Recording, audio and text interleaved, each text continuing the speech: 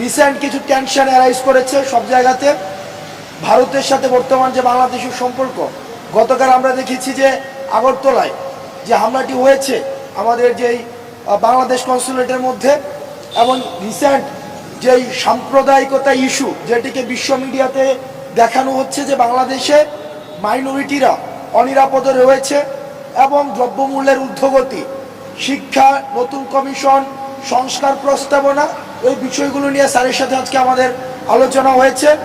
আমরা যে ফিল্ডের যে বর্তমান অবস্থা, সেই অবস্থাটি স্যারকে জানানোর চেষ্টা করেছি।